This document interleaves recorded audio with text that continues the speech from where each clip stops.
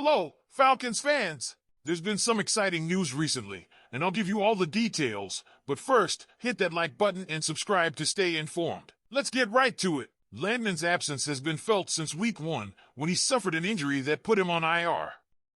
The Falcons' defense, which has faced its share of setbacks, has struggled to find stability at linebacker.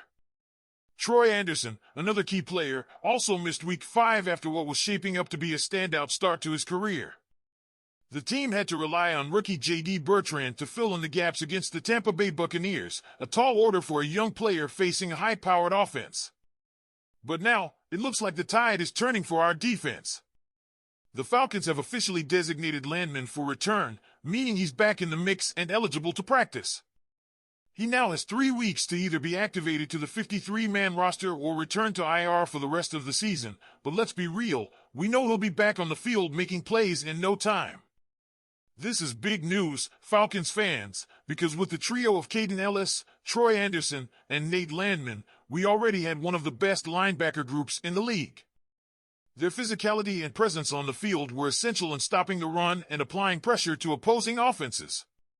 But with Anderson and Landman out, the defense looked out of sync, especially when it came to stopping the run. The numbers don't lie. Without our top linebackers, the Falcons struggled to avoid those frustrating gains in the 3 to 5 yard range. Time and again, we saw running backs gain 8 or more yards, keeping drives alive for opposing teams. And while our defensive line had its share of issues, not having our linebackers there to block the middle and make key stops really hurt us.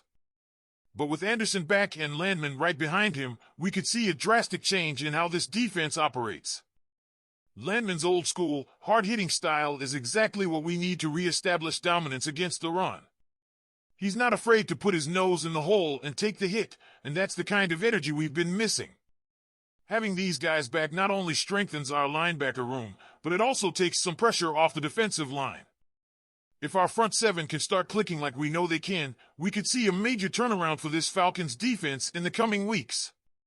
So, what do you think, Falcons fans?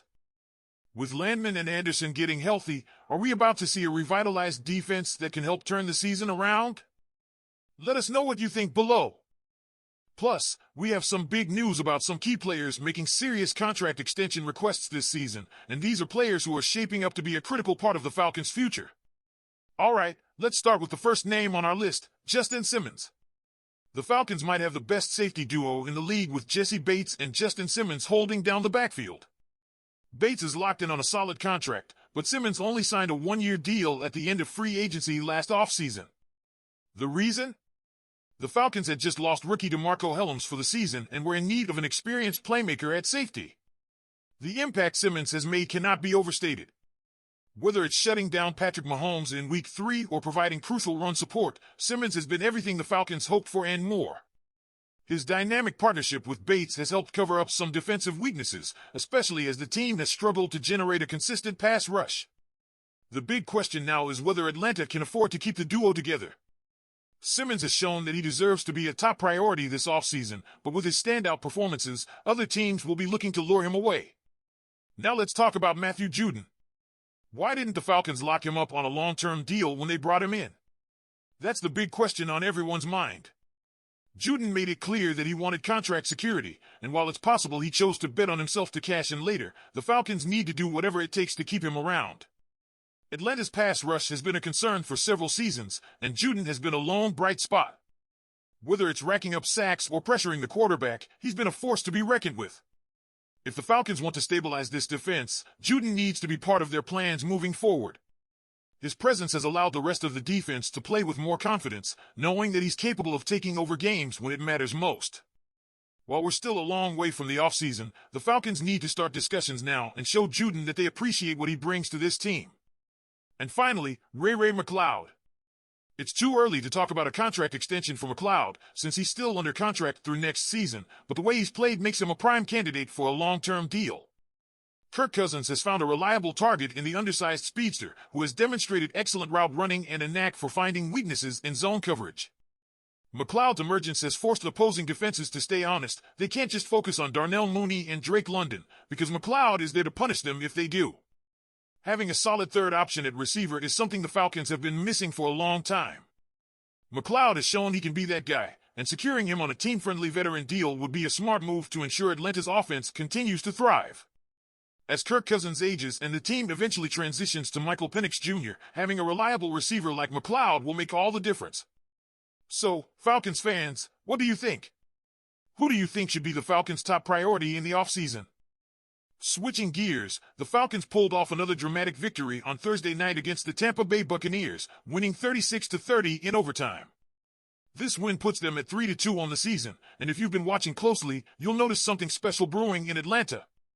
The Falcons aren't just winning, they're defying the odds and proving they can close out games in a way we haven't seen in years. In Week 2, Atlanta shocked the Philadelphia Eagles, coming back from what seemed like a surefire defeat with just a 1% chance of winning in the final 2 minutes. 2 weeks later, Young Hoku kicked a career-high 58-yard field goal to lift the Falcons past the New Orleans Saints, despite the Falcons having just a 15.5% chance of winning with 41 seconds left on the clock. And then Thursday night happened. With just 22 seconds left in regulation, Atlanta's odds of winning were a mere 7%. But once again, the Falcons have found a way. This time, it wasn't just a fluke, it's starting to become who they are. As All-Pro safety Jesse Bates III said, it's just the definition of this team. Never give up. Just tough guys in this whole locker room that never waver. I'm excited about that. That's a big statement, especially considering the history of this team. We've all seen the Falcons struggle to finish games in the past. It was a major reason behind Dan Quinn's departure as head coach and one of Arthur Smith's biggest hurdles last season. But under Raheem Morris, the mindset is changing. Morris preached the importance of winning close games, and so far, it's paying off. Every single one of Atlanta's games this season has been decided on the final possession. The Falcons could easily be 0-5 right now, but instead, they're winning the games that matter most. The key? A change in mindset.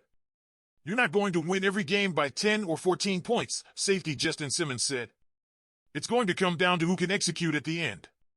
And the Falcons have executed, whether on offense, defense, or special teams. We saw that complementary football in wins over New Orleans and Tampa Bay, and it's given this team confidence that they can win in any situation. Now, that's not to say the Falcons have it all figured out. They're still looking for that complete team effort. Against the Saints, they didn't score an offensive touchdown, but they won with scores from the defense and special teams. Against the Bucs, the defense gave up 30 points, but the offense exploded for 550 yards, its best performance since 2016. Their identity may not be fully formed, but one thing is clear, the Falcons know how to close games. That's huge in a league where so many games are decided by one possession. Being able to pull off those wins against division rivals like the Saints and Bucs could be the difference between making the playoffs or watching from home. So, Falcons fans, what do you think?